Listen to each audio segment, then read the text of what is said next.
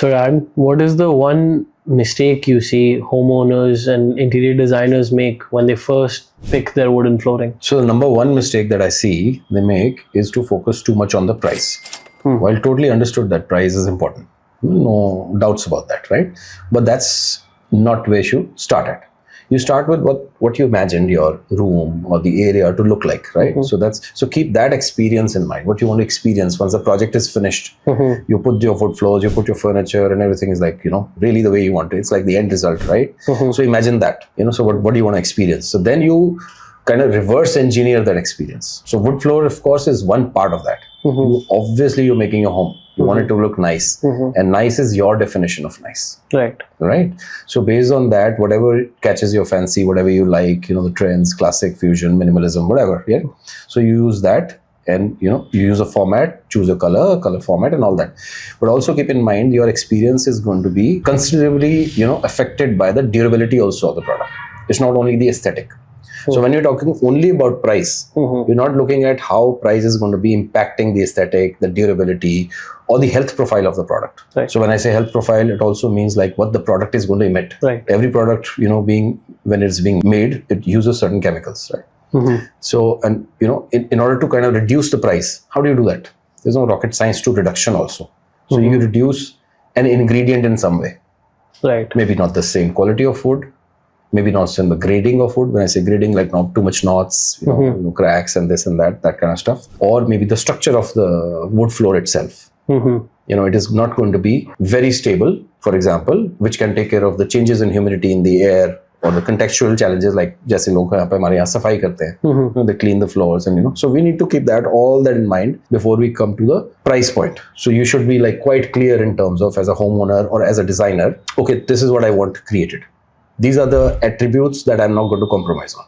I want my product to look like fantastic. I want my interior design to be very clean. For example, if you're doing a minimalistic house, right? So, okay, so then the select grading of the top wood veneer becomes non-negotiable kind of a thing. That's where you start from. And then, okay, I want my wood floors to look, spick and span and straight and, perform nicely over a very long period of time. This is my house. I intend to live in it, for the next 10, 15, 20 years or whatever. So the structure needs to be so, the installation quality needs to be so, and so and so forth. The upfront cost is maybe what they focus too much on, and not the long-term health effects, durability, and because if they have to replace the flooring, it's another cost, right? It's going to be a big cost. Right. So then maybe it's a long-term viewpoint that they don't put. Right. So if you look at the inflation, if you put that into the picture, so replacing a floor maybe 5 years, 10 years down the line is going to be much more costlier, right? Sometimes people say that, I don't intend to live here for 10 years. Ya 10 saal kaun dekhta hai, ya 20 saal kisne dekhe? Very true, right? Nobody has seen that. But at the same time, the experience matters. If you pick something which is flimsy, not so great, you want to experience, live with that for 5 years or 10 years. But if you pick something very top quality, right? And you intend to use it only for 5 or 10 years, that's luxury. Despite that you are not going to use it more than 10 years. But I still don't want to compromise my quality of life over those 10 years. So these homeowners, they start with a very good idea in mind, right? They want to create a home. They have these ideals, it should be really clean, really comfortable. I want to live there. I'll have my family there. During the building phase, how do you see this change? Like in the sense that it starts with a good idea and then... I understand what you're saying. So of course, like when you're starting, you're like not involved in it, Right. In the pressures of construction, coordination with so many teams. So a person is like really in a very so-called theta space, really very creative, wants to create, aisa chahiye, ye hona chahiye, which is awesome. That's why the person has worked so hard all his life and, why not? But when you get into the construction phase of it, then you start to get into cost pressures, for example, and then time pressures. Right. All this coordination can sometimes affect your mood also. Right. Okay? So we've all seen in life, कई बारी जब mood अच्छा होता है और same situation है, we say कि अच्छा कर लेंगे handle हो जाएगा, and similarly mood अच्छा नहीं है, तो वो जो चीज छोटी भी चीज थी वो बहुत बड़ी हो जाती है. Right. That happens. Right. So then this is something which keeps fluctuating. Right. So that's why my recommendation is always that keep your goal in mind. Maybe you want to write it somewhere.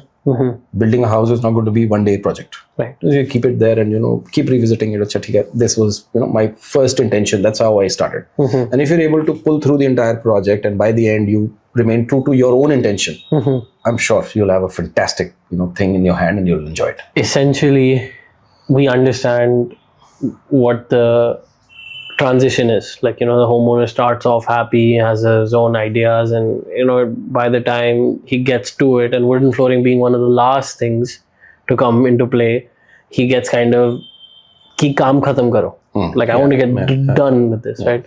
So what is it that you do as a company, as our processes, that kind of solves this or kind of addresses this situation of the client?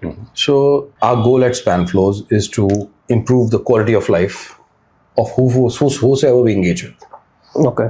Our customers, our staff, our vendors, everybody. So we just think, okay, we are here to make money. Everybody needs to make money. This world runs on money. Right. That's a system of exchange. We work hard, somebody else works hard, we exchange, products. But is that the end goal of the entire activity? So for us, we saw that that's not the game. The game is like how many happy faces we see once we are done with this. Right? So we are not perfect. Mistakes happen. Right. But we look at every mistake very, very, sharply. Okay. So we've got systems, processes to make the process, at least from our side, as painless as possible. So when we are getting work done, for example, we talk about site situations and site executions. The installers have to, install it. उन लोगों को भी घर है, वहाँ भी कभी ना कोई दुख तकलीफ लगी रहती है. That happens. Right. So I can't be really unrealistic, with everything. So we keep, everything in mind and a backup plan also in mind. Okay.